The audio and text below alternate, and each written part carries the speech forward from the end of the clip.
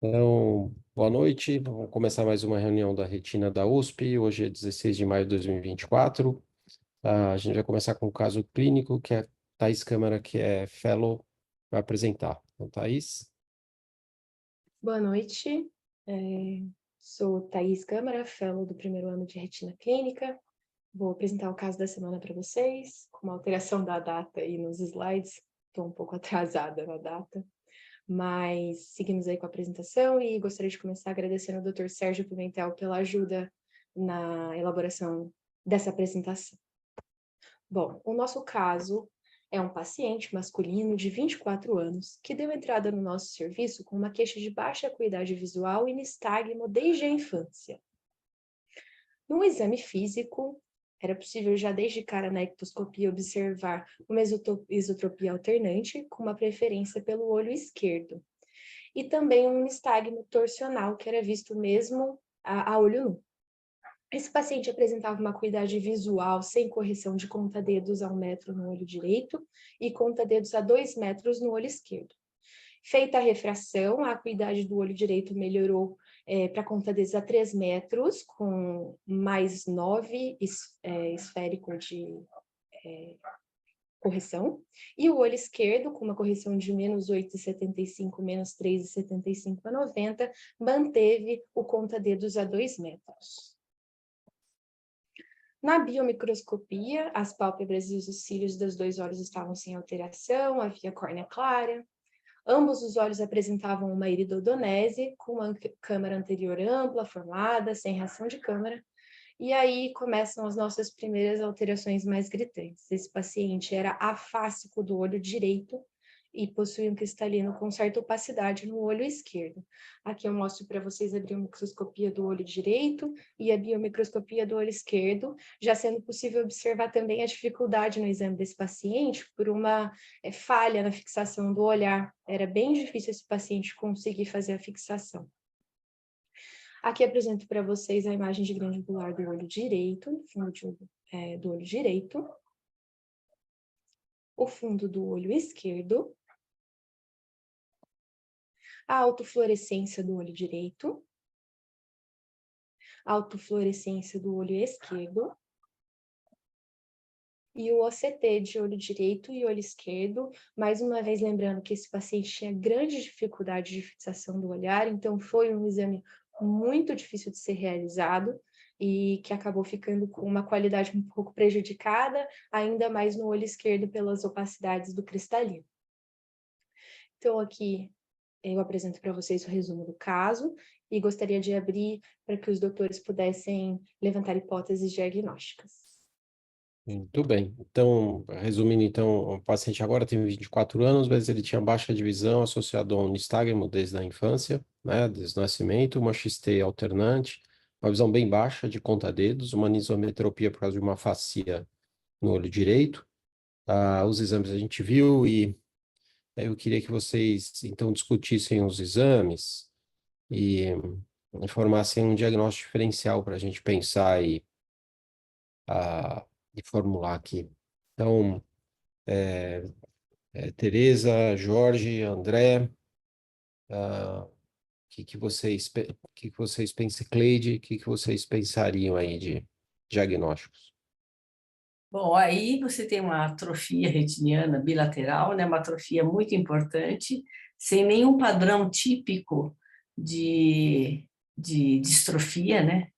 Então, é muito alterado o polo posterior, sem nenhum padrão de simetria também. E o que leva mais assim, a hipótese diagnóstica seria a infecção congênita por Zika, por causa desses 2 pontos de saca-bocado temporal no olho direito, dessa Uhum, atrofia circular, né? uhum. Teria que ver a história familiar, por exemplo, se tivesse nistagmo e fotofobia, daí a gente iria mais para distrofia, mas seria distrofias e infecções congênitas. Como ele tem essas 2 lesões saca-bocado ali no direito, eu ficaria com a primeira hipótese, a infecção congênita. Ele não tem microcefalia, tá? Tá. Mas o Mas, do olho pode ser um pouco microftalmico, né? tá. É, não sei, eu acho que o olho eu acho que o olho era alongado, porque o Ah, olho é ela alongada. é automíope, tá vendo? O esquerdo é Ah, a refração original dele, é -8. E a direito é -9 porque ele é afásico. Ele devia ter, entendi. É isso mesmo. entendeu? Eu tentei ver aí se tinha algum indício de prematuridade, mas a conformação dos vasos não é de retinopatia da prematuridade. Eu estou Isso. pensando em alguma coisa que houve durante na perinatal, né? Porque é desde o nascimento que ele enxerga mal, né? Uhum. Mas eu acho Então, que são duas hipóteses, grupos de hipóteses que são interessantes, porque ou ele teve uma infecção, né, durante o desenvolvimento, né, embriogênico dele, ou ele tem uma distrofia de retina. E ele tem uma baixa de visão desde cedo, o nistagmo mostra isso, né? Ele tem uma catarata no olho que não está luxado no vítreo, né? Que é atípico também, né? eu não realmente eu me guiei pelas lesões retinianas. Sim. Eu não sei Não, qual que é a porcentagem de microcefalia em Zika. Eu não sei se uhum, é uhum. 100%. Mas são duas hipóteses ótimas. Eu não sei se quem mais que quer comentar aqui. Eu concordo com a Tereza, eu pensei nessa mesma linha. Quer dizer, quando Uhum, eu estava vendo as imagens do fundo do olho, as alterações uhum, pigmentares, o que eu pensei foi em sífilis, porque ele tem um cristalino que luxou espontaneamente, né? Tem alterações pigmentares, e é um quadro assim, com comprometimento bem variado, não é simétrico, acho que não dá para excluir distrofia, mas distrofia costuma ser mais simétrico. E tem muita alteração pigmentar, esse quadro do cristalino, eu acho que assim, se não for uma infecção congênita, e aí eu uhum. pensaria mais em sífilis. Aí tem um quadro sindrômico, eu acho que o exame clínico, o exame geral pode ajudar, porque deve ter algum outro comprometimento. Exato. Agora, um dado interessante é essa luxação do cristalino também, né? Que também pode sugerir algum distúrbio de colágeno, né? Não sei se esse paciente tem alterações sistêmicas também que eventualmente sugiram alguma alteração de colágeno, mas seria uma possível justificativa para essa luxação, né? Do Porque cristalino. não foi relatado nenhuma história de trauma, tá? Uhum. Então, se ele teve uma luxação espontânea, eu acho que a gente deve levar em consideração isso, que não é comum, algumas patologias podem estar associadas com isso, né? De todo jeito, se a gente está pensando em uma alteração sindrômica e não infecciosa, a gente tem que procurar outros dados clínicos para ajudar a gente a fazer uma hipótese diagnóstica melhor, certo? Concordo, André, ótimo. Jorge? É bem interessante a discussão. O pensamento, primeiro, infecção congênita, seria um bloco que sífilis, toxoplasmose, não, mas pensaria citomegalovírus. E o outro lado, a distrofia. Que distrofia Uhum, poderia causar isso? Uma retinose pigmentar, certo? Doença do colágeno, cheguei a pensar em doença de Fabry, uhum, mas diagnóstico difícil. Então, atrofia completa em todas as camadas da retina, um olho que é alongado, mas a coroide é fina, uma espessura aumentada da esclera, e as uhum, alterações de fundo de olho a gente pensa que é um alto míope, uhum, mas o outro lado direito está hipermétrope porque ele perdeu o cristalino. Mas aham. o diagnóstico é uma dessas duas coisas, ou é distrofia ou é infecção congênita. Perfeito, perfeito. Eu acho que vendo a avaliação clínica dele, a gente pode ter pistas para isso, certo? Um painel genético, eventualmente, se a gente tiver uma ideia de uma distrofia que seja mais comum, mas aqui eu acho que a gente tem que. Provavelmente o painel não vai conseguir ajudar muito, né? O Bruno Lopes escreveu aqui, esse paciente pareceu ter alta miopia no olho esquerdo com essa misoperiortose e alterações atróficas nas retinas bilaterais. Tem alguma alteração do sistema nervoso central associada? Tem, e a gente vai descrever em seguida aqui, tá? Lívia, alguma ideia a mais aqui? Não. Não, eu também fico com esses dois grupos de hipóteses diagnósticas, né? Valeria a pena também a gente saber um pouquinho da história familiar desse paciente, se tem presença de consanguinidade, se é um paciente que tem fotofobia ou nictalopia, mais dados mesmo da história. Perfeito, perfeito, excelente. Então, eu acho que é isso, Thaís. Aqui são duas hipóteses grandes, uma infecção congênita ou uma distrofia que não é uma distrofia usual aqui, e a gente tem que fazer uma avaliação familiar, história, né, para ver se tem outros membros afetados, e uma história clínica dele, uma avaliação clínica para ver se tem outros órgãos afetados, como o Bruno destacou aqui, eventualmente alguma alteração central, tá? Você quer continuar? Vamos continuar, então. Complementando a anamnese, como os doutores solicitaram, a gente vai trazer mais algumas informações. Então, primeiramente, esse paciente trazia para a gente um histórico de uma cirurgia neurológica na infância, que ele não sabia especificar e que ele não tinha mais documentação e exames para conseguir trazer para a gente mais informações sobre isso. Além disso, esse paciente também tinha uma má formação vascular no membro inferior direito, que ele não sabia também especificar, mas que ele está em um atual acompanhamento com um cirurgião vascular e que ele diz que trata de uma forma esporádica, irregular, com compressão pneumática. Nesse momento eu vou abrir de novo para discussão, se alguém quiser falar mais a favor de infecção, mais a favor de distrofias, de síndromes, ou se todos ainda continuam de acordo com os diagnósticos, as possibilidades diagnósticas já citadas. Como não tem muito neurologista e vascular aqui, eu acho que é melhor continuar a falar mais um pouquinho aqui. Beleza, então eu vou trazer para vocês aqui que esse paciente referiu, após ser questionado, que possuía duas irmãs com quadro clínico semelhante. E nesse momento ele negava a consanguinidade dos pais, já havia sido investigado a partir do momento em que esses pais tiveram 3 filhos com quadro clínico semelhante, e ele negava a consanguinidade entre pai e mãe.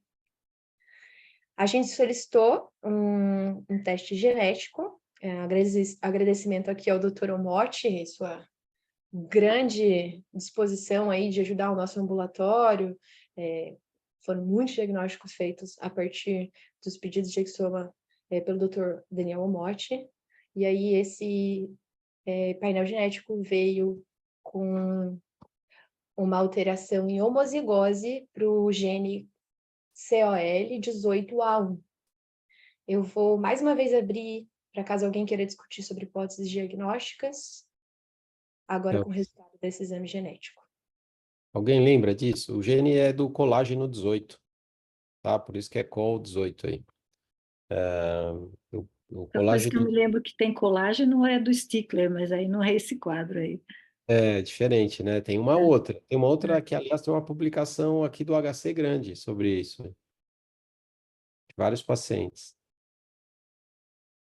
Colágeno 18 afetado, tem vários órgãos que são afetados, ele tem esse quadro. Então, por isso que ele tem essa luxação do cristalino, tem alterações da esclera de alongamento do olho. Esses pacientes, em geral, são automíopes, né?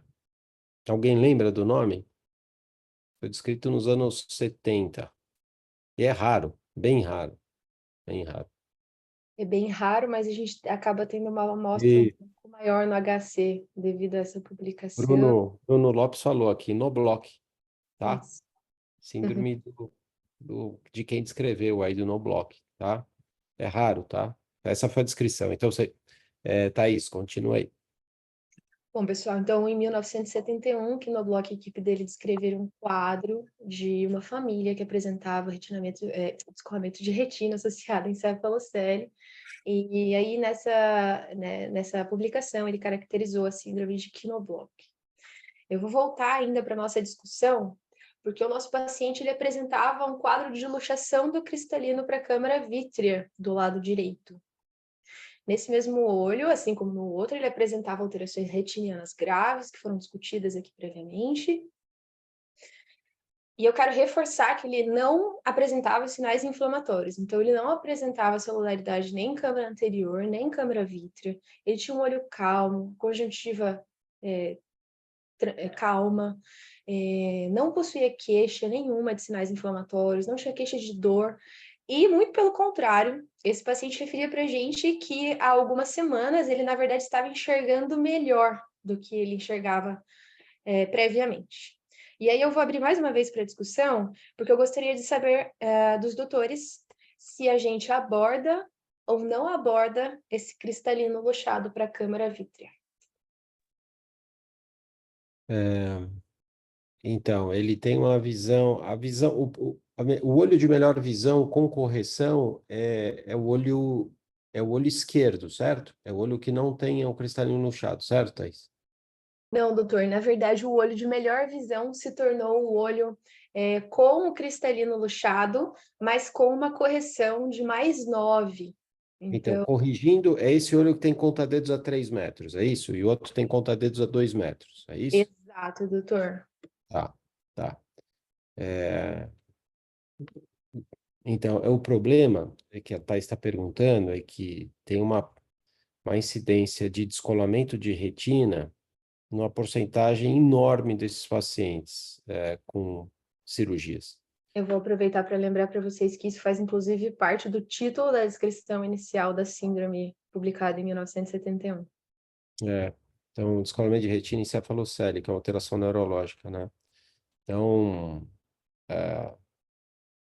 então aqui tem um iPhone que eu não sei, não tem o nome aqui, não sei se é do Cabral, que falou que não Sou eu, aborda. sou eu.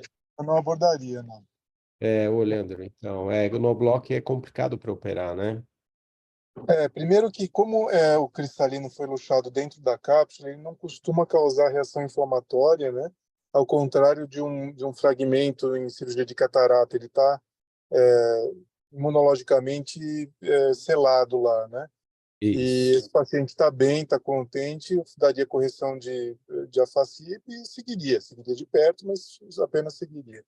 Então, Leandro, só se ele tivesse uma ruptura dessa cápsula do cristalino, no futuro ele pode ter, né? Pode abrir essa cápsula e formar uma reação inflamatória, uma vitreite, e aí não tem como não abordar, certo? Certo. Mas de como está agora, melhor não abordar pelo risco de descolamento de retina nesses olhos, né? Talvez ele dilate mal, enfim, é jovem, o colágeno mutado, às vezes o colágeno é diferente, adesões vitreoretinianas complexas que tem maior chance de descolamento. Então, eu acho que no balanço aí não valeria a pena. Certo. Uma lente de contato para correção da facia, e é isso, certo? É certo, perfeito. Tá. Então, Thaís, a princípio, eu concordo em ser mais conservador mesmo, né? Pode continuar. Então, nós optamos aí, a princípio, pela não abordagem mesmo desse paciente. Esse paciente foi encaminhado para adaptação de lente e a gente está fazendo retornos precoces, avaliação precoce para avaliação de possíveis sinais inflamatórios que venham a surgir e que indiquem a necessidade de alguma abordagem cirúrgica. Eu vou entrar agora na discussão, então, sobre o nosso diagnóstico da síndrome de Quinault. Como eu falei para vocês, uma doença descrita em 1971, é uma doença genética autossoma recessiva muito rara.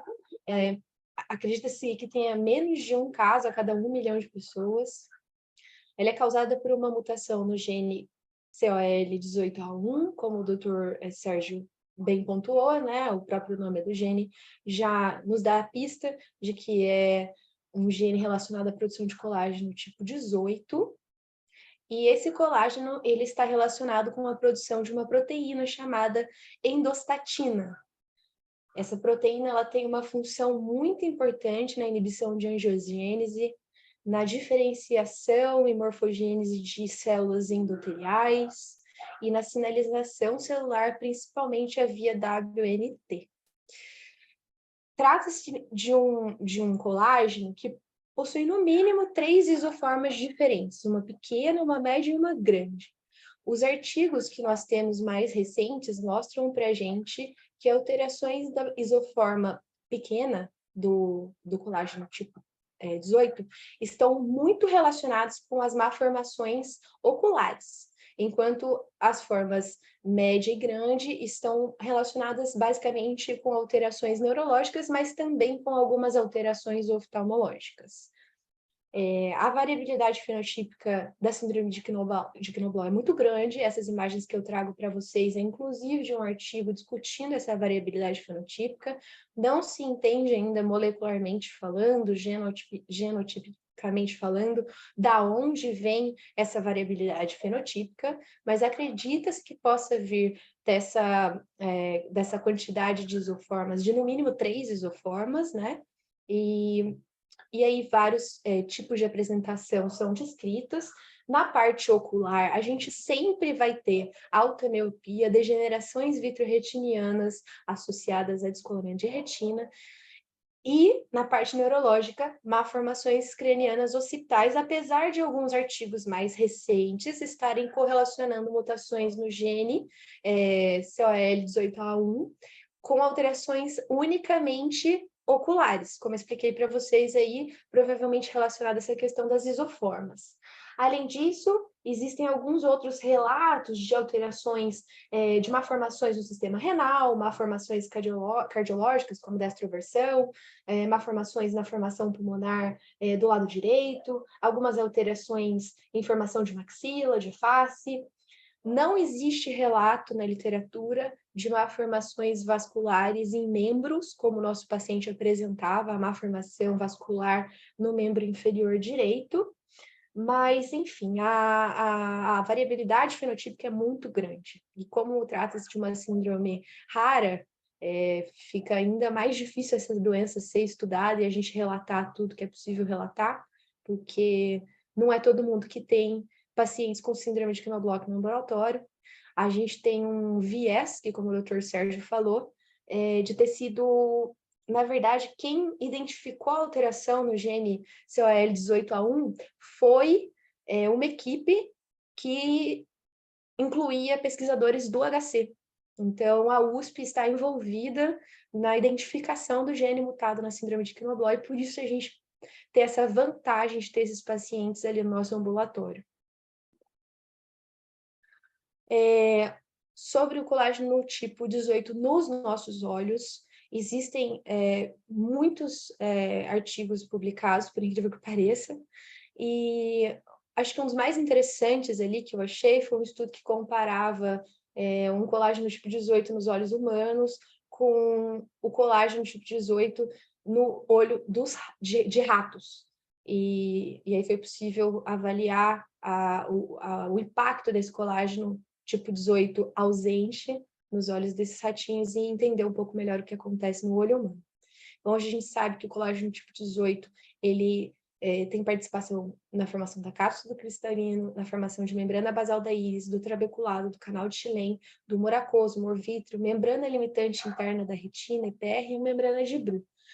Vale ressaltar que nesses estudos, foi percebido que a deficiência do colágeno tipo 18, principalmente na membrana limitante interna da retina e no EPR, se relacionou ao aumento do comprimento axial, o que poderia justificar, por exemplo, o quadro de automiopia que é apresentado em todos os pacientes com a síndrome de Knoblauch.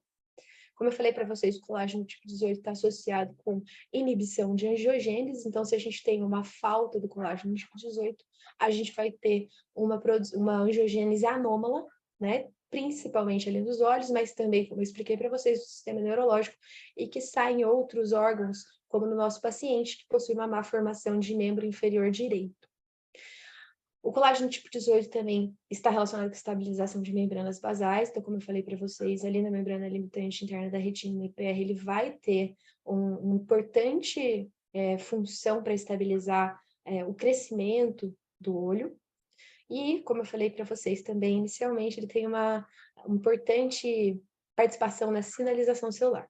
Bom, tudo isso vai fazer com que a ausência do colágeno tipo 18 leve a alterações que vão desde buftalmo até fitises bulbi nos olhos de ratos avaliados. No ser humano, o colágeno tipo 18 a ausência de colágeno tipo 18 foi avaliada principalmente ali na síndrome de Knoblauch, e a gente tem as alterações que a gente referiu para vocês ali da alta miopia e das degenerações vitreoretinianas, principalmente, mas também teremos outras alterações, como ceratopatia em faixa, glaucoma, atrofia de íris, ausência de criptas ilianas, iridodonese, como apresentava o nosso paciente, catarata, a luxação do cristalino, como apresentava o nosso paciente, persistência de vasculatura fetal, anormalidades vasculares, incluindo atrofias, hipoplasias, e o descolamento de retina, que faz parte de praticamente todos os casos de síndrome de Quinoblot.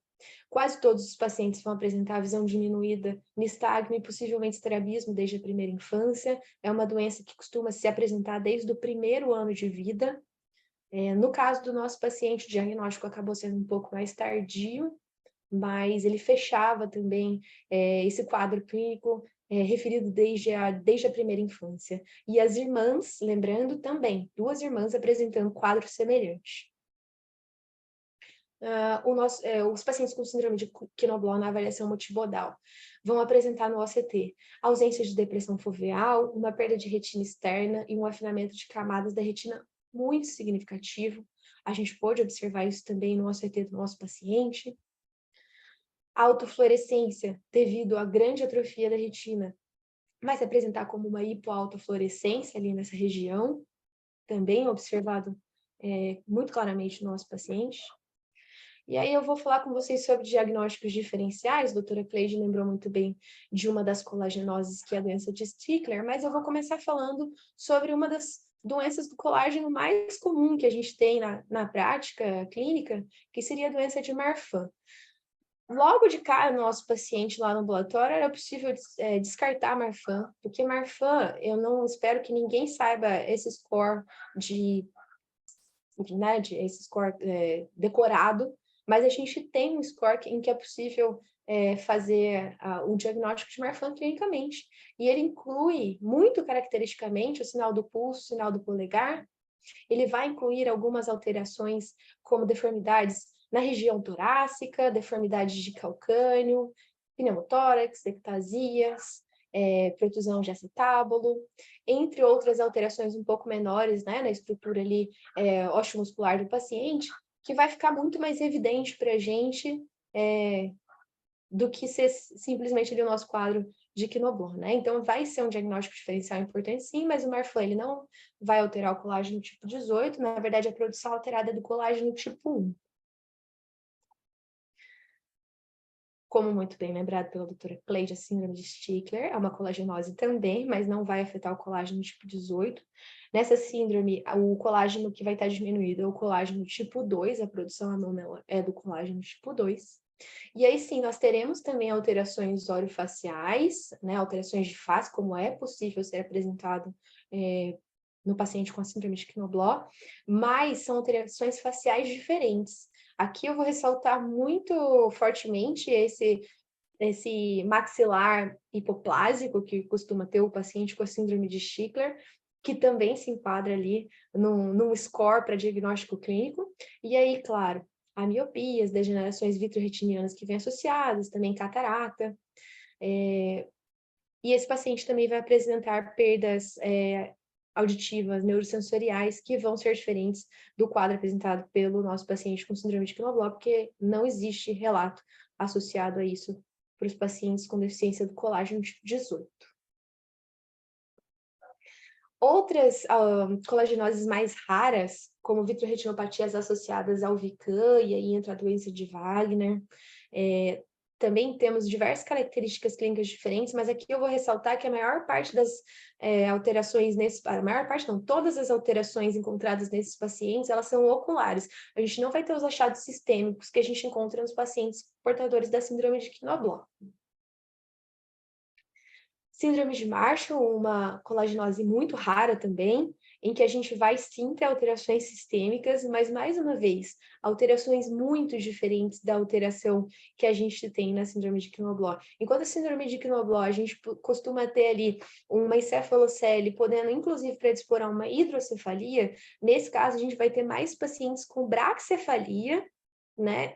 Vão ter as alterações vitreoretinianas parecidas como paciente da síndrome de Knoblauch, mas não tem tanto relato de ectopia lens, como é o caso de pacientes com deficiência do colágeno tipo 18, e a gente vai ter essa face mais típica aqui, que vocês podem ver nas imagens, que não é característico do nosso paciente com a síndrome de Knoblauch. Além disso, uma doença autossômica dominante, né? Síndrome de Merkel entra no diagnóstico diferencial se a gente procura lá no NIH, né, o site de referência na parte da saúde lá nos Estados Unidos, a gente encontra como diagnóstico diferencial sempre citando a síndrome de Merkel em relação à síndrome de Knoblauch. Mas é uma síndrome extremamente rara, muito difícil achar relato, artigo a respeito, imagens, e não vai chegar para nós oftalmologistas de forma geral, porque quem vai ver esses pacientes geralmente vai ser o obstetra, quiçá ali o pediatra na sala de parto, um geneticista. Então são pacientes com uma expectativa de vida muito baixa e eles possivelmente nem cheguem ali para um oftalmologista fazer uma avaliação. De qualquer forma, já existe aí relatos de achados oftalmológicos na síndrome de Merkel e costuma ser um quadro muito mais grave do que o quadro referido na síndrome de Knoblauch. Vai ter criptoftalmo, vai ser um paciente que pode ter má formação, inclusive não formação, né, do globo ocular. Quando vai ter uma hipoplasia de retina muito severa, uma hipoplasia de nervo muito severa. Então, acaba sendo um quadro muito mais florido, muito mais grave que o nosso quadro de síndrome de Knoblauch. Aí, a semelhança é a má formação neurológica, como vocês podem ver aí na imagem de baixo, né, que poderia, sim, fazer um cruzamento ali com os nossos diagnósticos diferenciais, né, com a síndrome de Knoblauch, mas, como eu falei para vocês, é muito mais florido. Outro diagnóstico muito mais raro da gente encontrar também é a síndrome de Walker-Warburg. Vai ser um paciente que vai ter alterações oftalmológicas, mas que principalmente incluem buftalmo, o unilateral de forma geral. O nosso paciente, ele dificilmente, não tem relato na literatura de síndrome de Knoblauch com buftalmo, apesar de termos o relato de buftalmo em ratos com alteração na produção de colágeno tipo 18. Então, em casos humanos, a gente não tem esse relato, e no caso da síndrome de Walker, a gente vai ter, vai ser um dos achados principais, na verdade, um dos achados mais relatados, mas sim teremos alterações vitreoretinianas, atrofia macular e outras alterações que poderiam entrar como diagnóstico diferencial, além de, claro, esses pacientes também apresentarem alterações neurológicas. Em relação ao tratamento, a gente tem descrições na literatura de pacientes tratados com faco implante de lente intraocular de forma precoce ou mesmo depois do desenvolvimento de uma catarata com perda de acuidade visual. A gente tem um artigo referindo um buccal escleral profilático nesses pacientes devido ao altíssimo risco de descolamento de retina. E a gente tem também um relato de uma retinopexia com crioprofilática para esses pacientes, devido a esse alto risco de descolamento de retina. Lembrando que qualquer procedimento que vai ser feito nesses pacientes vai ter um risco aumentado de ruptura capsular, de diálise zonular e, claro, do nosso tão falado descolamento de retina, que eu acho que é um dos principais pontos para a gente discutir em relação à oftalmologia dos pacientes com síndrome de Knoblauch. A gente tem um artigo em que foi relatada uma série de casos, se eu não me engano, 40 ou 41 casos, em que é discutido os finalmente depois de uma cirurgia para descolamento de retina na síndrome de Knoblauch. E esse artigo refere uma taxa de sucesso de mais ou menos apenas 30%, e deixa muito destacado que a prevalência do descolamento de retina na síndrome de Knoblauch é de aproximadamente 100% dos casos. Na verdade, como eu falei para vocês, 1971 foi colocado como título da publicação, mas já existem alguns relatos em que não houve ainda o descolamento de retina do paciente relatado. E aí, quando a gente procura na literatura sobre o caso específico do nosso paciente, né, uma luxação de cristalino para a câmara vítrea sem um descolamento de retina, o que é muito difícil em pacientes portadores da síndrome de Knoblauch, e um paciente ainda que não tem queixas, um paciente satisfeito, a gente se questiona sobre a intervenção, porque como eu falei para vocês, a chance de descolar essa retina é muito grande.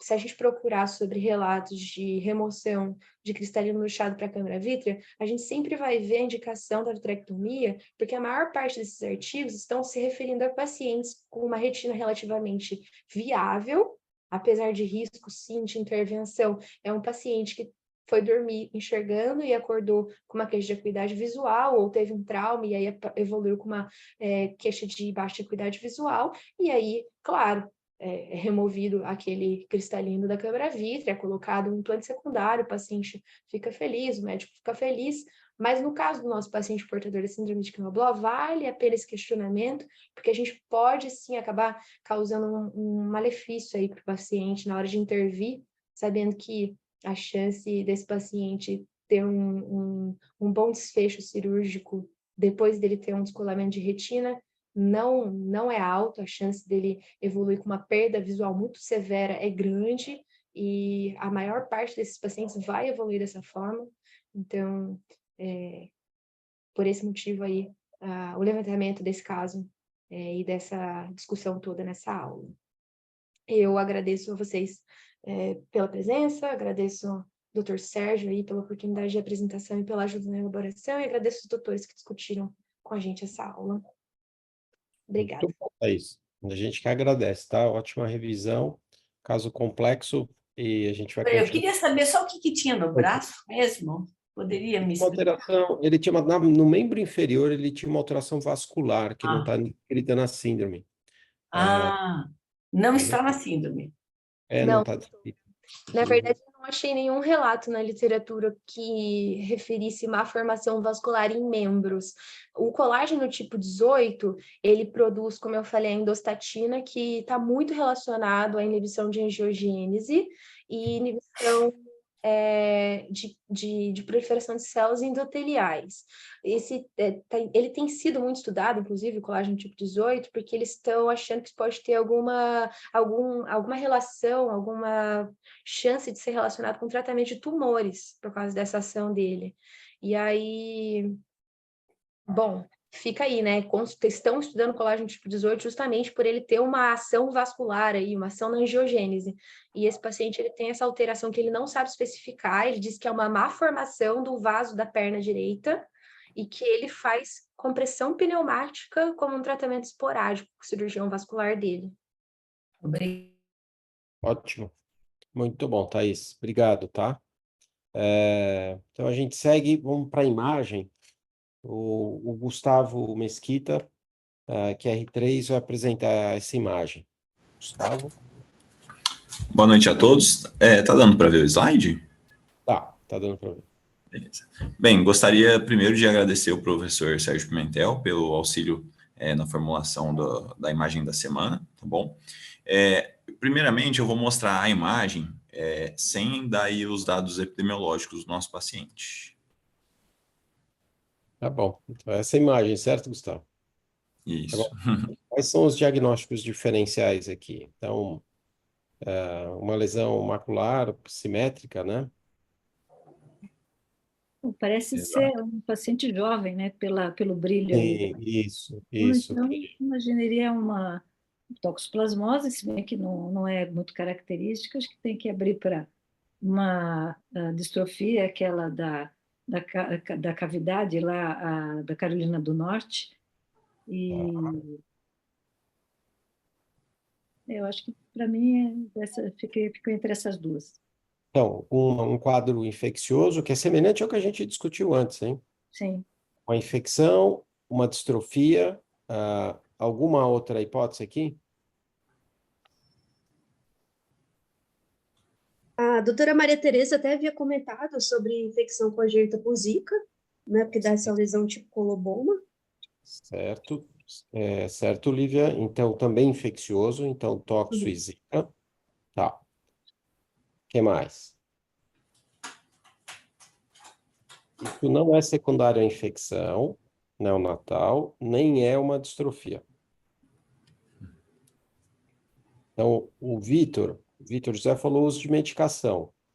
Então, uma toxicidade, tá? Mas nessa idade, Vitor, você tem que falar qual medicação. certo? Eu acho que aqui nessa idade, quer dizer, a gente está imaginando um paciente jovem, né? Pela refletividade aqui da limitante interna dele, eu acho difícil ele ter tomado alguma medicação, mas tudo bem. Então, alguém pense em mais alguma coisa? Eu acho que poderia eventualmente ser num quadro psiquiátrico algum tipo de trauma com energia bilateral aí. Tá, Dano então, fótico, né? então traumático também, concordo. Então, trauma pode dar, se bem que é bem simétrico, né? Em geral, trauma unilateral ou é assimétrico, mas eu Mas eu acho que concordo. o Cabral quis dizer dano fótico, né? Não, mas mesmo assim, André, é difícil, né? Se você imagina sol, é uma lesão pequena. Se você imagina uma lesão maior, é difícil dela ser simétrica assim, né? Não é? Ah, É, também acho, também acho. Era só para expandir mas, alguma coisa com pode laser falar. pointer, alguém ficando olhando no laser, alguma É, coisa assim. tá. Mas eu concordo. A Então, área Oi? é grande, ou seja, você tem aí pelo menos uns 5 discos de diâmetro, tem É, aí é, uns 10 mil micras é. de área e muito simétricozinho, com destruição da epitélio pigmentar da retina completo e da coriocapilar, você vê os vasos Uhum, da Halley bem é, calibrados. tá. Então, Intrigante. Dessa forma aí, no primeiro momento você pensa em tóxico. Tóxico é muito comum e tem uma característica muito parecida. é, Mas a toxicidade que leva a uma destruição completa pigmentar tão simétrico assim, eu não sei. tá. O Danamotti falou de deficiência de vitamina. Qual, assim, uma deficiência nutricional poderia causar uma alteração assim? Agora, o Motti, aqui no chat, né? O Motti escreveu, qual vitamina?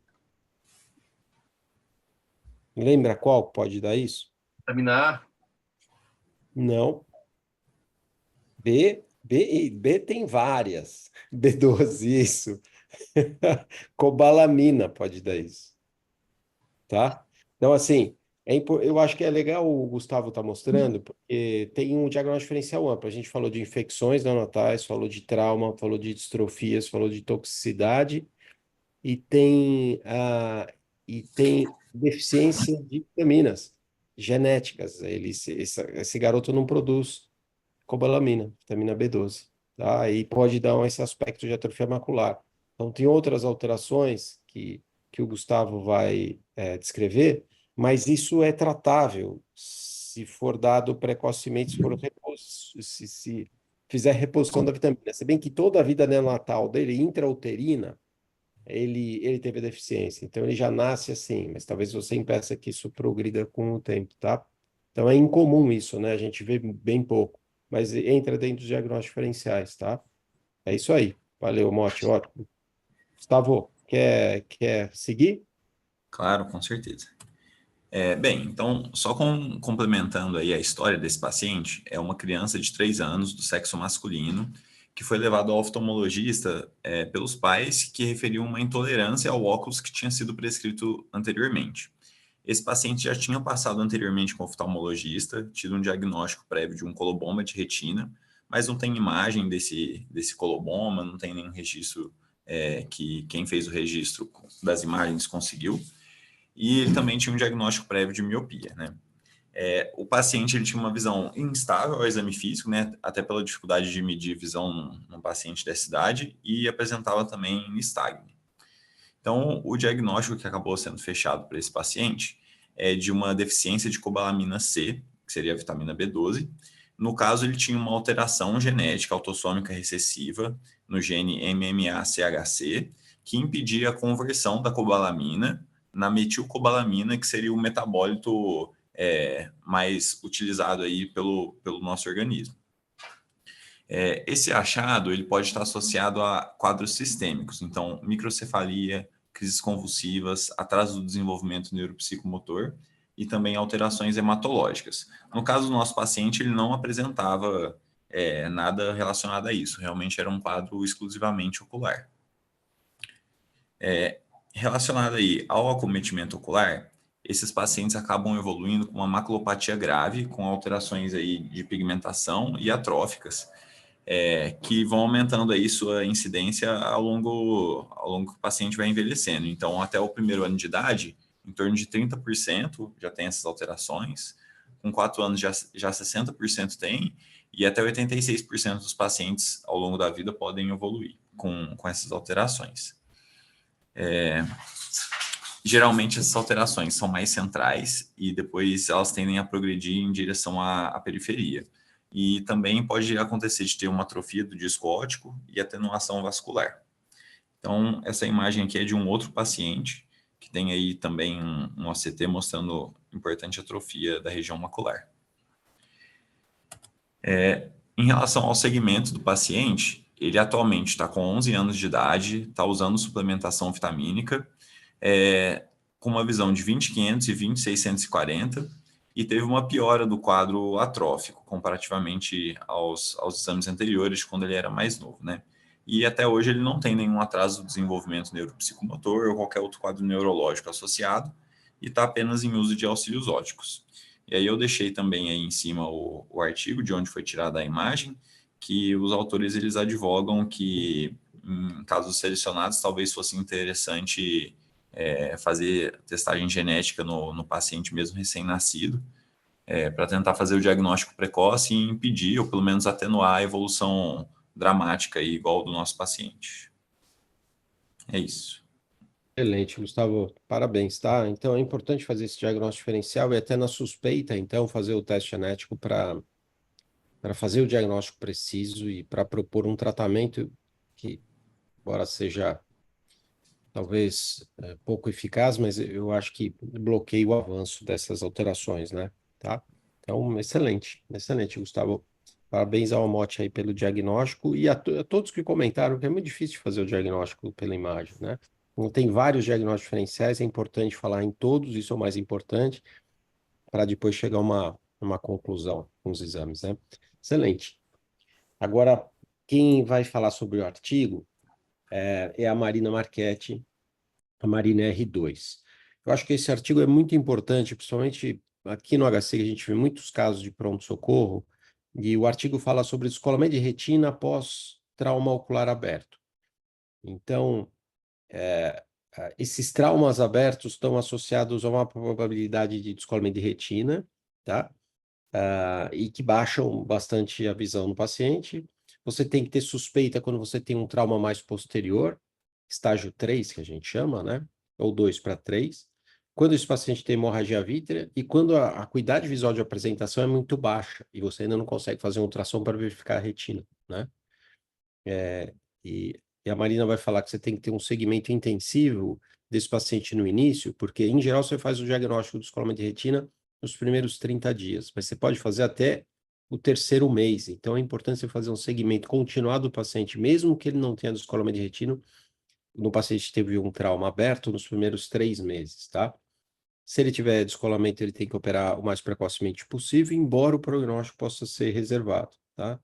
Sinais de mau prognóstico é o paciente que tem PVR, né? Quando você já entra na cirurgia, um paciente que redescolou, o paciente que tem cirurgia ocular prévia, o paciente que é afásico. Mas a Marina vai detalhar tudo isso muito melhor aí na apresentação, tá? Marina, você quer começar?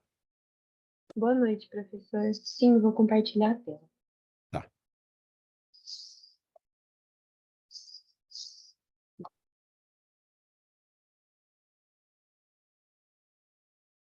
Todos conseguem ver? Sim, tá. Uhum. Tá certo, posso começar? Pode. Bom, boa noite a todos. Meu nome é Marina Marchetti, eu sou residente do segundo ano aqui da oftalmologia da USP. Eu gostaria de começar agradecendo o Dr. Sérgio pela ajuda na confecção dos slides e na discussão do tema. O artigo que eu vou apresentar hoje ele é sobre descolamento de retina após o trauma ocular aberto. Aqui na introdução, eu achei interessante trazer que em estudos prévios, eles demonstram uma incidência de 1 DR a cada 3 traumas oculares abertos. E aqui eu trouxe o fluxograma que a gente tem no nosso material do nosso manual do PS. Então, a lesão ela pode ser com o globo íntegro, né, uma contusão, uma laceração lamelar, e pode ser uma lesão de globo aberto, em que a gente tem a ruptura, a laceração apenetrante, em que existe só o orifício de entrada, o corpo estranho intraocular, e a perfurante, em que tem um orifício de entrada e saída. Eu também achei interessante trazer a subdivisão do trauma ocular aberto do tipo laceração em zonas, porque é um aspecto muito importante para esse estudo em questão. Então, a zona 1 sendo a laceração da córnea até o limbo. A zona 2, essa laceração ela vai se estender posteriormente, a partir do limbo até 5 milímetros. Então, ela comete o segmento anterior um pouco mais profundo, incluindo cristalino e zona. Na zona 3, ela vai se estender mais de 5 milímetros posteriormente ao limbo. O objetivo do artigo é elencar e compreender esses fatores de riscos e avaliar o desfecho do descolamento de retina no contexto de trauma ocular aberto. O estudo ele é uma revisão retrospectiva de traumas oculares abertos que aconteceram desde 1º de janeiro dos anos 2000 até 31 de julho de 2022, apresentados na Universidade de Michigan, que é um centro de referência terciário. Como critério de inclusão, era necessário diagnóstico e manejo cirúrgico do trauma nesse período da revisão e um segmento de pelo menos 30 dias. Então, como critério de exclusão, foi um segmento menor que 30 dias, um reparo da lesão de outra instituição, registros inadequados, a morte antes do reparo, lesões que eram autosselantes, então não necessitavam de intervenção cirúrgica, um histórico de DR anterior ao trauma e o trauma ocular iatrogênico. A avaliação desses pacientes ela foi organizada por meio de um protocolo. Então, o paciente que era proveniente de outro serviço, ele recebia o antibiótico intravenoso, protetor ocular até a transferência. No PS da universidade, era realizado um exame oftalmológico completo, com dilatação, antibiótico intravenoso e outras medidas apenas se necessário. O objetivo era um reparo cirúrgico precoce, né? Então, dentro de 24 horas, mas alguns casos foram exceções, ou pela apresentação tardia do próprio paciente, ou diante de uma instabilidade clínica que necessitava de outras intervenções inicialmente. O monitoramento ele foi realizado com um mapeamento da retina no primeiro pós-operatório, e se houvesse a presença de opacidade de meio, era realizada ultrassonografia no modo B-scan. Diante de qualquer alteração retiniana, um especialista era responsável por avaliar e, se tivesse descolamento de retina associado, a discussão dos riscos e benefícios cirúrgicos. Aqui como resultado, então, dos 1.320 participantes, 786 atenderam aos critérios de inclusão. Desses participantes, 75,1% eram do sexo masculino, com uma idade média de 40 anos. Dos 786 casos que atenderam ao critério, 223 evoluíram com descolamento de retina, e a abordagem cirúrgica de escolha foi a vitrectomia via pars plano, com associação de buccal em apenas 8% dos casos. 41% desses olhos apresentavam descolamento total, enquanto 30,5% eram descolamento macular 1. A acuidade inicial média ela estava entre conta-dedos e percepção luminosa. E quando o DR estava associado, era muito mais comum a gente ter fatores como uma pior acuidade visual inicial, uma lesão mais posterior, então lesão em zona 2, zona 3, um comprimento de ferida maior, hemorragia vítrea, prolapso uveal e um DPAR presente. Em relação aos descolamentos mais precoces, eles foram observados com maior frequência em lesões penetrantes, lesões mais posteriores, um comprimento maior, diante da hemorragia vítrea, quando acontecia um acometimento do cristalino e na presença do corpo estranho intraocular.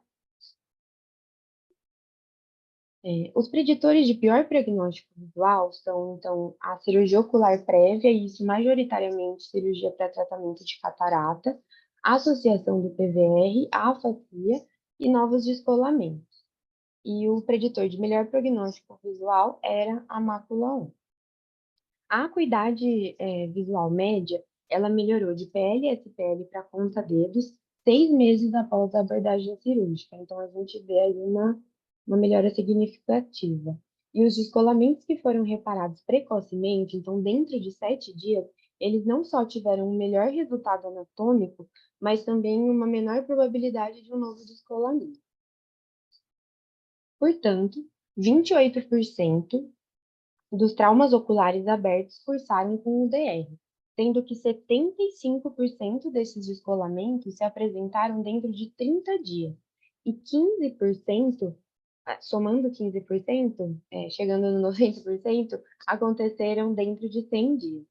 Achei importante também colocar que o descolamento de retina recorrente ele estava associado a uma maior complexidade do descolamento de retina, que seria a associação do PVE.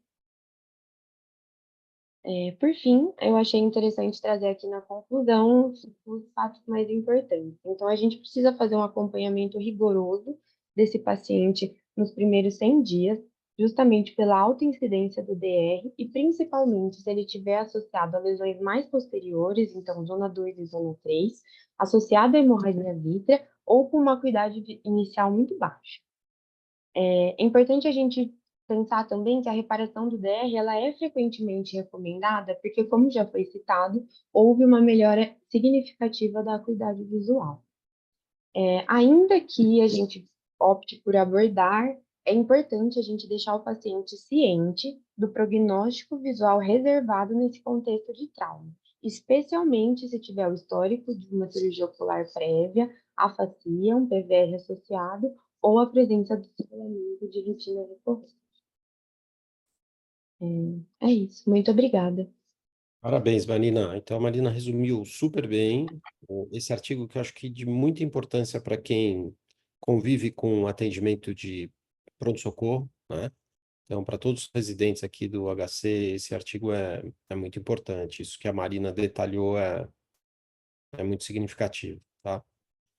Então, se ninguém fizer mais nenhum comentário aqui sobre esse artigo, ninguém, a gente vai para o caso cirúrgico. Então, quem vai apresentar vai ser o Bernardo Kelstrom, que é fellow de 2º ano. Bernardo, você compartilha sua apresentação? Estou compartilhando aqui, professor. Tá.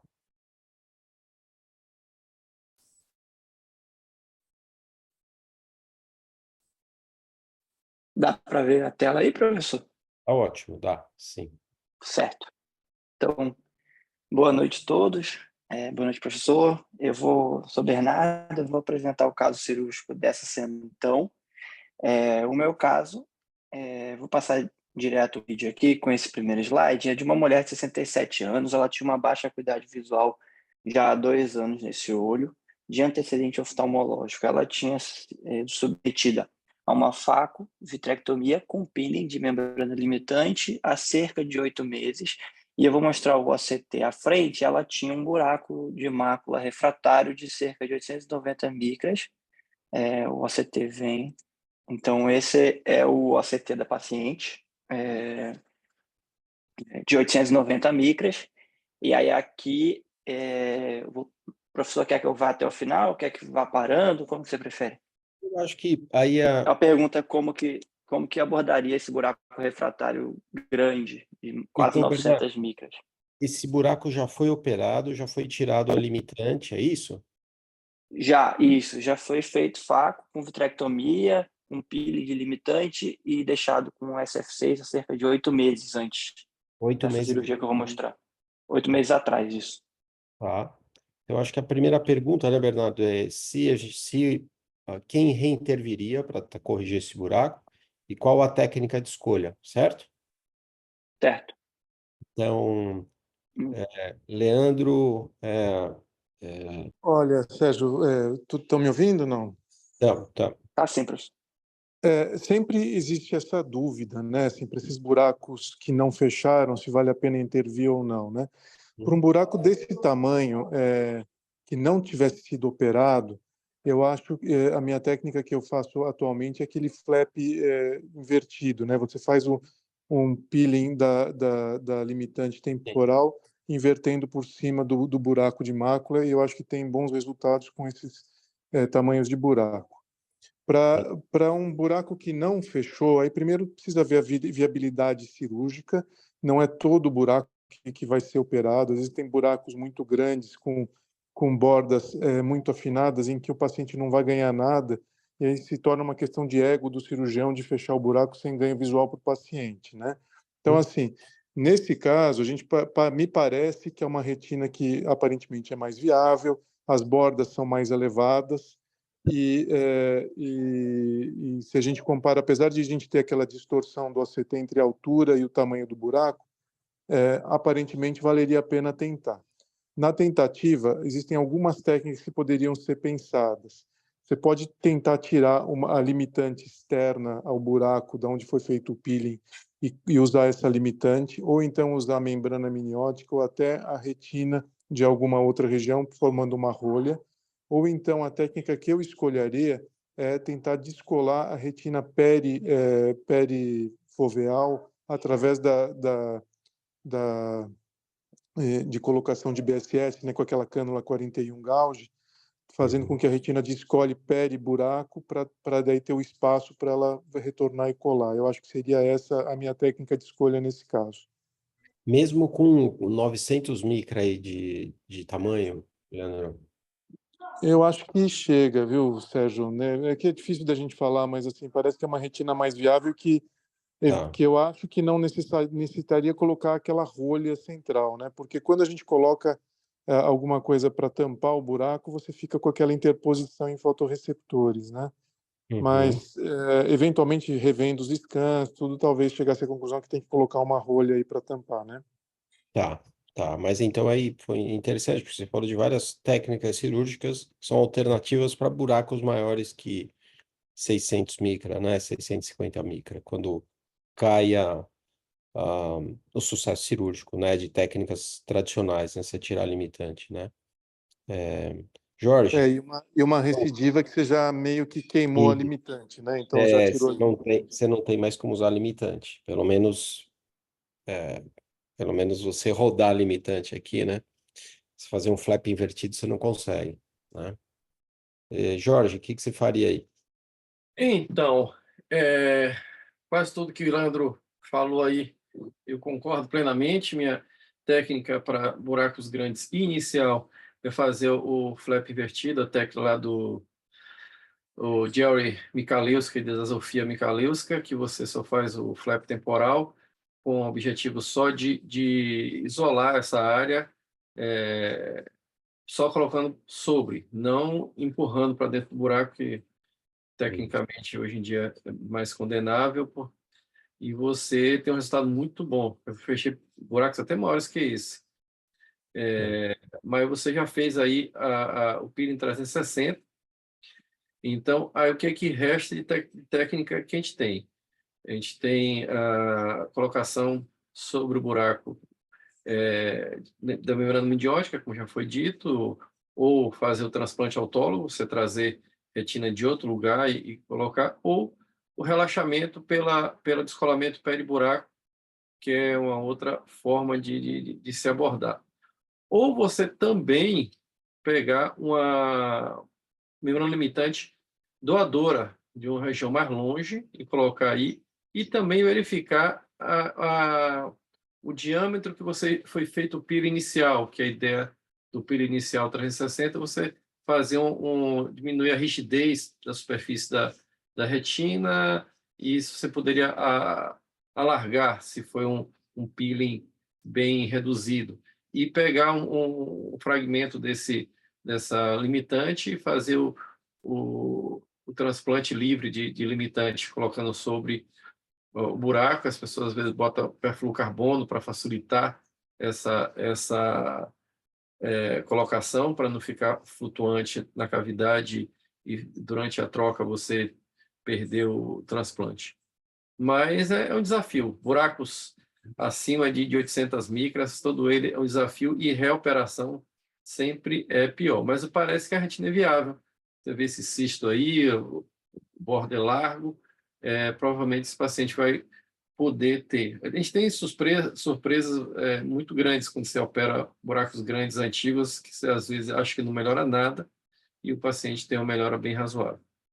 Deixa eu perguntar uma coisa para vocês dois. Imagina que esse paciente não fosse primário, o buraco desse tamanho, um buraco mais antigo, tivesse indicação cirúrgica com essa morfologia, e vocês resolvessem fazer um flap invertido. No flap invertido, a técnica que vocês usam, vocês mantêm a limitante no lugar e só invertem a limitante nessa área que vocês vão descolá-la para cobrir o buraco, ou vocês removem o restante da limitante e cobrem com a limitante temporal? Porque a Michalewska escreveu duas técnicas. A primeira é essa: você tira a limitante e a que sobra a temporal você rebate, certo? E a segunda é você só rebate. E você fez recentemente Então, ali. a própria Michalewska hoje, né, que aliás ela não chama mais Michalewska, né, que ela abandonou o sobrenome do marido aí, mas a própria Michalewska, ela passou a fazer essa que só rebate. Então, para ficar mais claro, você faz como se fosse um sorriso temporal com várias pegas na limitante, e aí quando você tem aquela linha temporal, você rebate a limitante temporal sobre a nasal e não mexe no feixe papilomacular. Aí eles foi visto que e aí você pode colocar ou viscoelástico sobre ou até um perfluor, né, para essa limitante ficar travada sobre a fóvea, né? Então você faz o peeling até a borda temporal da fóvea, inverte aquilo e você faz uma troca fluido ar e tira o perfluoro, enfim. O que se viu é que você tem menos displacement, né, da região foveal, então a fóvea sai menos do lugar, você tem menos lesão de células de Miller, enfim, então acaba que a própria pessoa que descreveu as duas técnicas usa a segunda técnica, né, esse avental que você faz sobre a fóvea sem remover o feixe papilomacular. Não é o que eu faço, mas ela faz isso em todos os buracos, até nos pequenos. Eu, para buraco até 650 micra, eu faço a técnica convencional do peeling, que vai muito bem, né? Mas ela faz essa técnica como primária para todo mundo. E aí, inclusive no Congresso Mundial, foi mostrada essa técnica e falando que você não deve fazer o peeling da retina no feixe papilomacular, porque em algumas situações você pode usar o feixe papilomacular e fazer o peeling ao contrário para alguma recidiva, que eles mostraram que seria 4% dos casos. Então, para buracos um pouco maiores, eu acho que é essa técnica que eu venho usando e os casos que eu fiz ficaram bem. Ótimo, excelente. Então, isso é tudo verdade. Tem a Zofia Nabrowska, como é o novo sobrenome dela, ou como os americanos chamam, Nabrowska, ela tem um artigo publicado em 2020 na Retina que compara essas duas técnicas que você está dizendo, tanto o flap invertido temporal como o flap com peeling 360. O flap invertido temporal se mostrou ser superior, se não me engano é 98 vezes 89% de fechamento. E ela realmente faz para 100% dos buracos, tanto faz se o buraco tem 200 micras, se o buraco tem 1000 micras, ela faz essa técnica e sempre deixa o restante feixe nasal, que pode ser um resgate caso você tenha um displacement, não fechou, para você reoperar e ter outra chance que mostra que a taxa de sucesso também ocorre quando você faz essa técnica de resgate. Mas é sempre o invertimento da face temporal sobre o buraco, sem precisar fazer o peeling 360. Perfeito, perfeito. Então, feito essas considerações, o Bernardo agora vai mostrar o que ele fez, né? Que tem várias opções quando você não tem mais a limitante, né? Para fazer o flap invertido. E daí a gente discute depois o que Vou foi mostrar feito. aqui, professor. Pode ir. Isso. Tem alguns pontos, acho, do vídeo também interessantes. Então, aqui o vídeo foi semana passada, faz pouco tempo. Então, a gente começa botando a infusão e o estrocata. A gente optou por passar um chandelier também para facilitar a visualização. E logo quando entra vai ter uma visualização bem boa do buraco. Aqui na visualização macular bem boa ali com o buraco grande.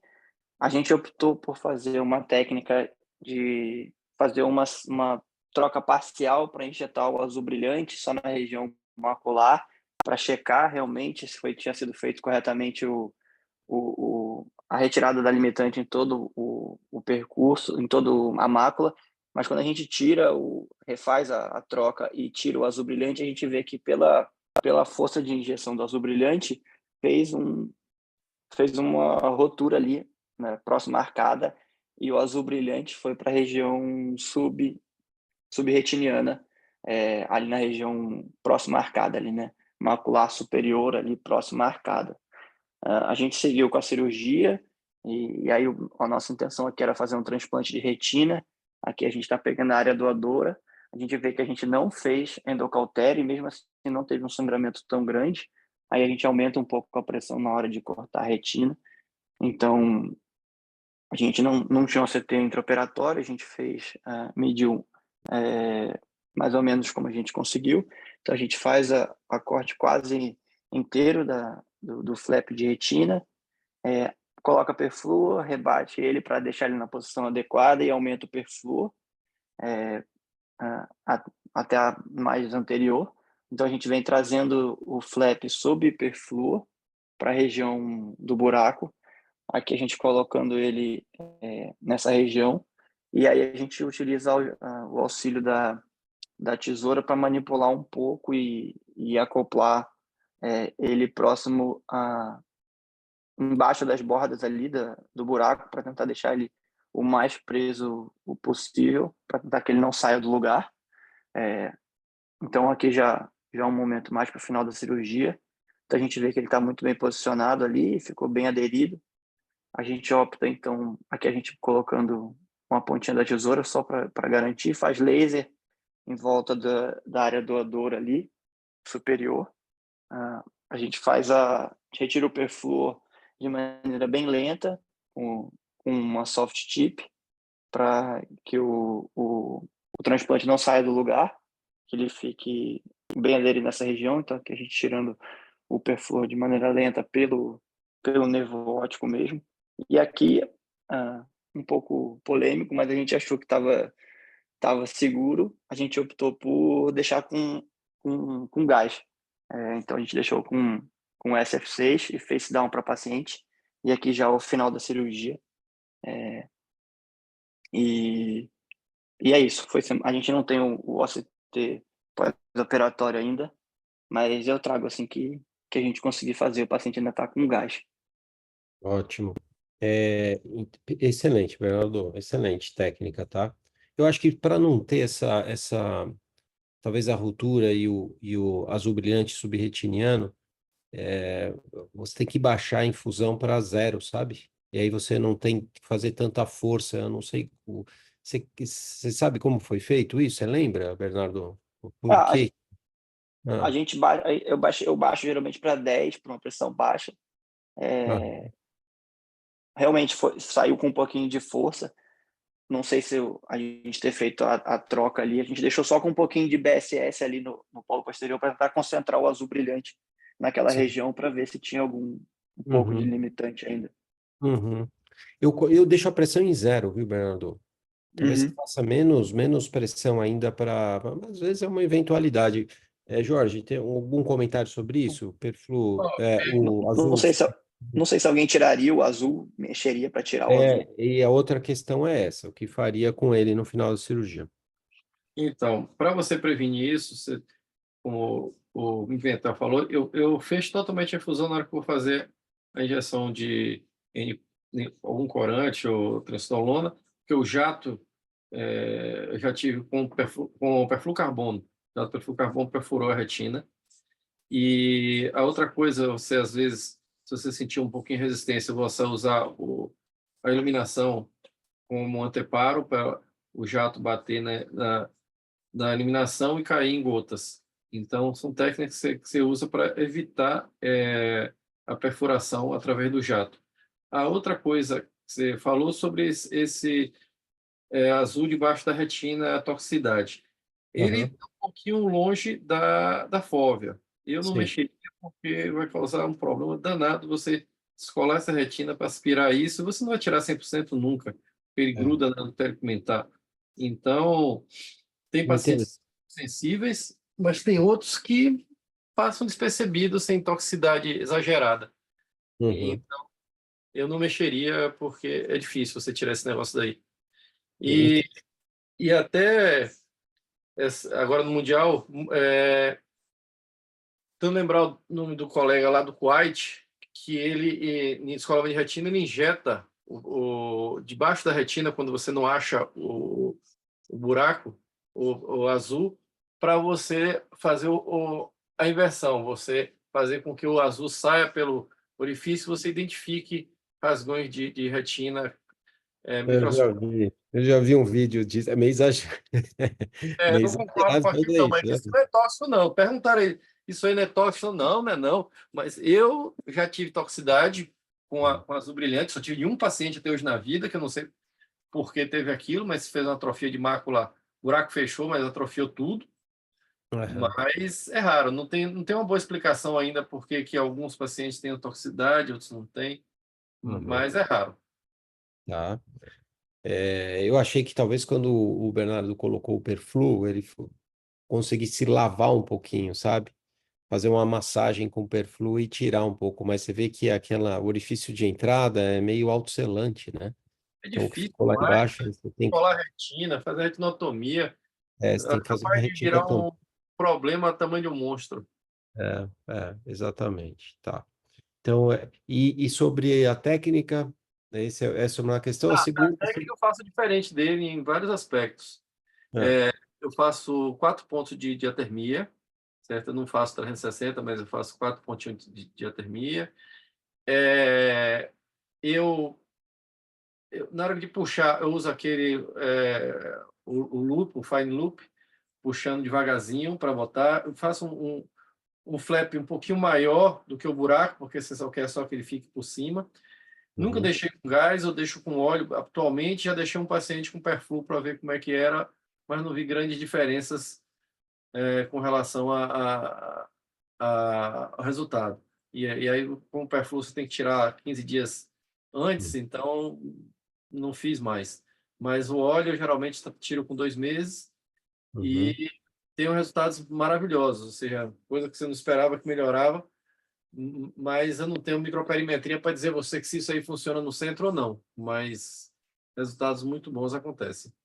Tá, tá. Eu acho difícil isso ser funcionante, porque você tem mais bastonete, né? Depois, eu acho que você não tem integração do tecido, você pode ter uma fibrose que faça adesão entre o que você transplantou e a retina lateral, mas eu acho que você ganha visão na aproximação dos cones, né? Que estão elevados na borda do buraco macular. Eu acho que esse é o mecanismo. Eu acho que tem estudo com microperimetria mostrando que então esse Tem tecido, né? alguns é, microperimetria. e a microperimetria não, no tecido, nesse tecido transplantado, ela não tem sensibilidade, né? E tá. Então tem algumas variações técnicas, mas a técnica do Bernardo foi excelente. Tem um artigo que eu procurei, quando o Bernardo ia apresentar, que é um artigo de 2021 que reviu um número grande de pacientes de vários cirurgiões, acho que são mais de 130 transplantes de buraco macular. É um E, estudo colaborativo de várias e no mundo. isso, foi publicado no Ophthalmology em 2021. E o que eles viram foi que a acuidade visual média da indicação cirúrgica era 20/500. E a melhora, em média, foi para 20/225. Quer dizer, a melhora pequena, melhora de, sei lá, 2 linhas, né?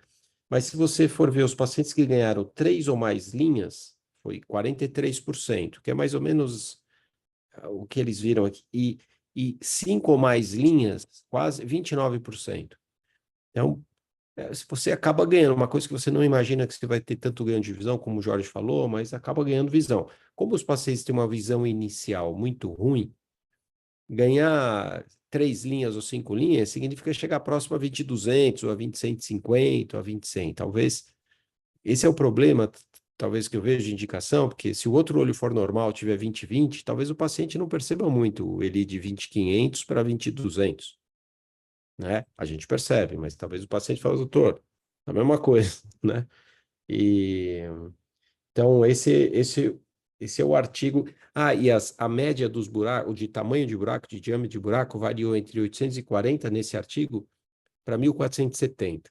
Então, o do Bernardo está nesse meio. Tem 890 do Bernardo e mais ou menos poderia fazer parte desse estudo.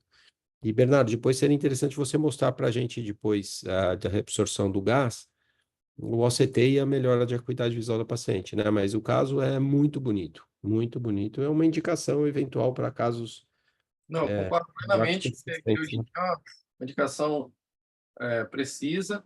Eu só quero ver se com gás não teve o deslocamento do...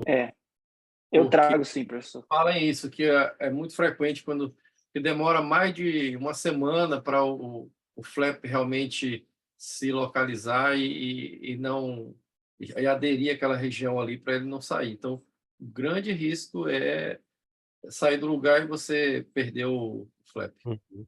E o flap você coloca ele embaixo do buraco, embaixo das bordas, certo? Não, não. Jorge. Hoje o correto é você colocar por cima. Você não Então, deve botar dentro do buraco de jeito nenhum. É botar por cima que ele faz digamos assim, um rearranjo ali na borda e a pressão faz ele encaixar direitinho.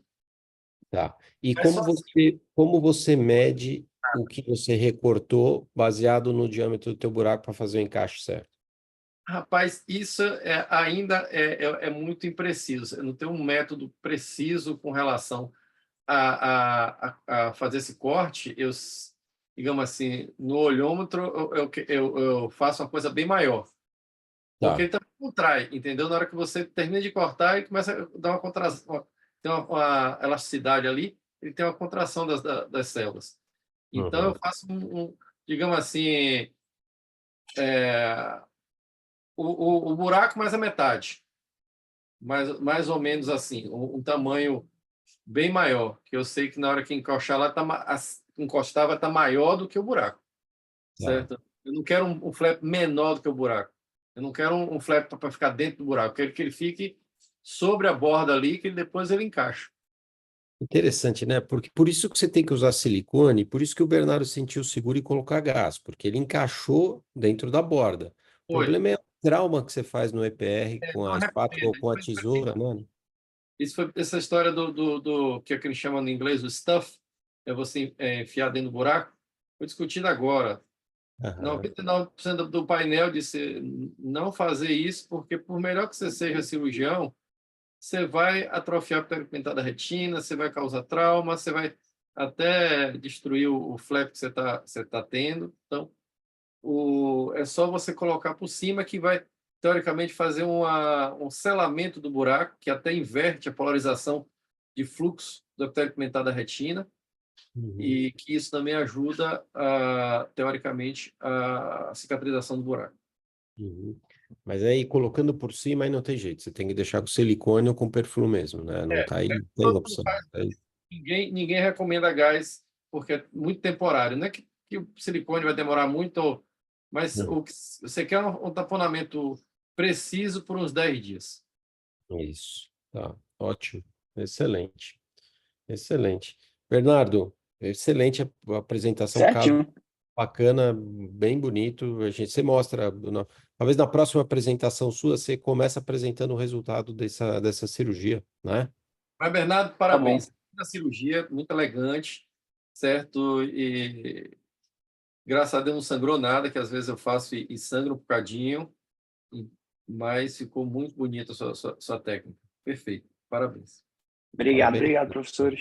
Parabéns, Bernardo. Então, ótimo. Então, a gente encerra a reunião aqui. Queria agradecer aos apresentadores aqui, ao Bernardo, Kesterman, que apresentou o caso cirúrgico, o artigo que a Marina Marchetti apresentou, a imagem do Gustavo Mesquita, e o caso clínico da Thaís Câmara, e agradecer todo mundo que discutiu.